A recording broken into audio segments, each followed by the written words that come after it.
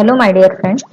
Under the heading of the Water Prevention and Control of Pollution Act 1974, we have already seen the main object behind enactment of the Act and the definitions covered under the Act. So, in today's lecture, we will start with the Constitution, power, and functions of the Central Pollution Control Board and State Pollution Control Board. So, my dear friends, Chapter 2 of the Water Act deals with the constitution, power and functions of the central and state water pollution control boards. Section 3 to 12, those are contained in this particular chapter.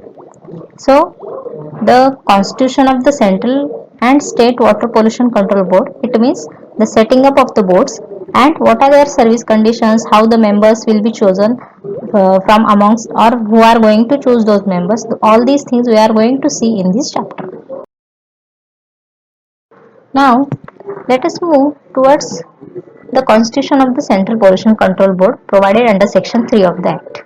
So, friends, as you already know, the central government, which was not having the power to enact the law on water, but as some states they have passed the resolution in their legislative assemblies, and thereby they given the authority to the central government to enact the law on the subject of water. So, central government enacted the law. Let us move towards the constitution of the board. So, a full-time chairperson who is an expert in the environmental matters will be nominated by the central government as a chairperson or as a head of that particular board. Again, not exceeding 5 members will be nominated as representatives of the central government, up to 5 members as representatives of the state boards, then 3 members which are nominated out of different types of industries. Now let us move towards powers and functions of the central board. So the main function of the board is to promote cleanliness of the streams and wells in the state. As we are looking after the Water Act, so cleanliness of the streams, wells, etc. means water resources should be maintained. That is the primary function of the central board. Along with that, it is going to advise the central government on any of the matter containing prevention and control of water pollution. It is coordinating the activities with the state boards. It is going to provide technical assistance and the guidance to the state boards and planning and organizing training of the persons who are engaged in organizing programs related to prevention and control of water pollution in the states.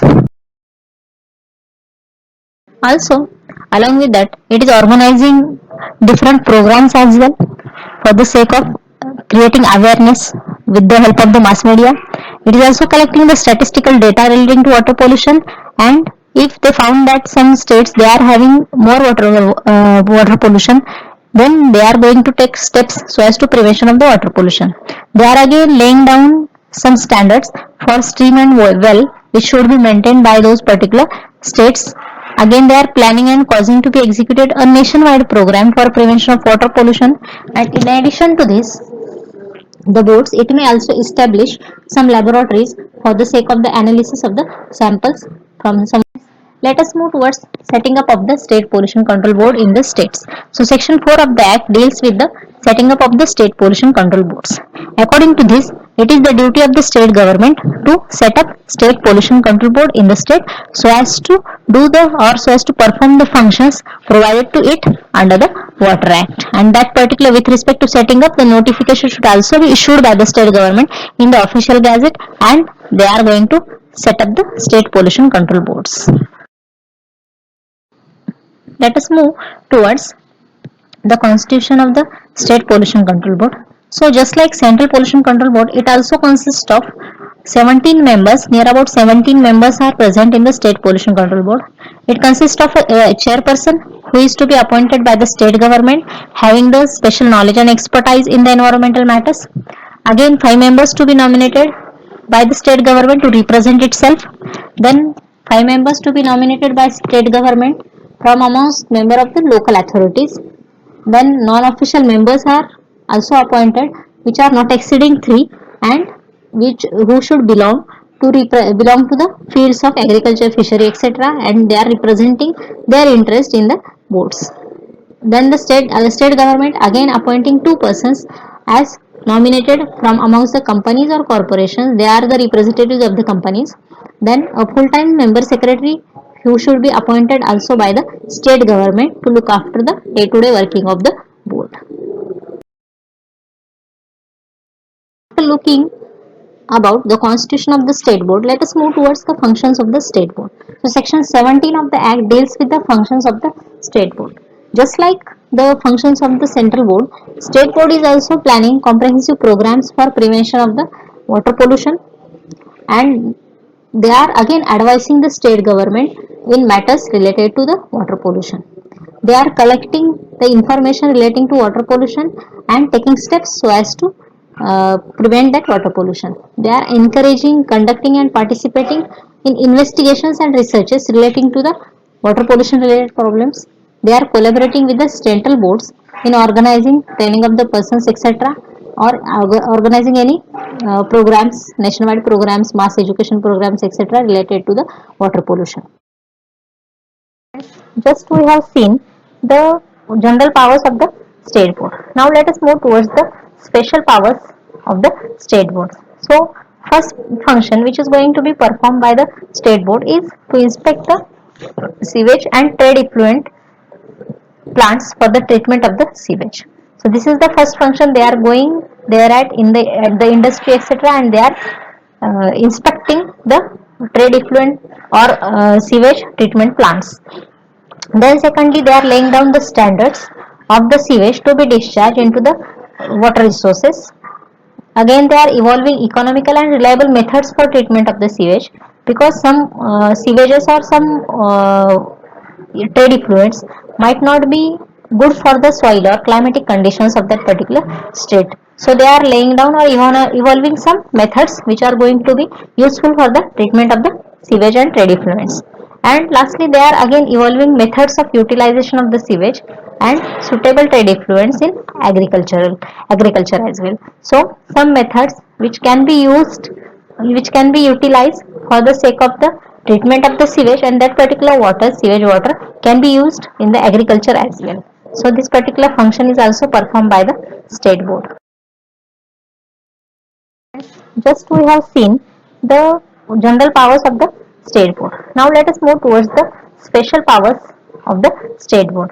So first function which is going to be performed by the state board is to inspect the sewage and trade effluent plants for the treatment of the sewage. So this is the first function they are going there at the industry, etc., and they are inspecting the trade effluent or sewage treatment plants. Then secondly, they are laying down the standards of the sewage to be discharged into the water resources. Again, they are evolving economical and reliable methods for treatment of the sewage, because some sewages or some trade effluents might not be good for the soil or climatic conditions of that particular state.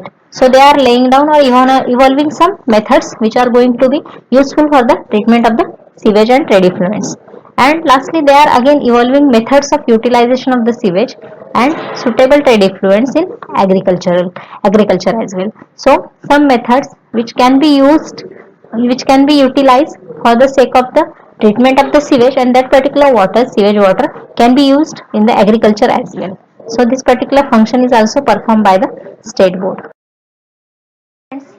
Just we have seen some functions of the state boards, which are to inspect the plants, to suggest the standards, etc. But if after inspection, if they found that such plant is not working properly, or it is having, or it needs some modifications, then what they are going to do? So they are state boards are also having power, or also have performing the function to give suggestions so as to modify, to alter or to extend any existing sewage water treatment plants, etc., and if they are finding that some new system should be constructed there at, so they are going to give suggestions with respect to that as well, so as to prevent the water pollution.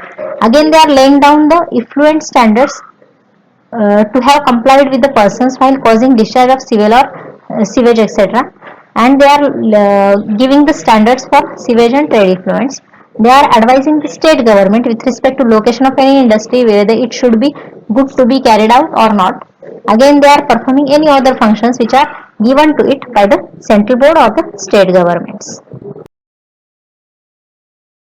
Friends, in today's lecture, we have seen Constitution setting up powers and functions of the State Pollution Control Board and Central Pollution Control Board. Thank you.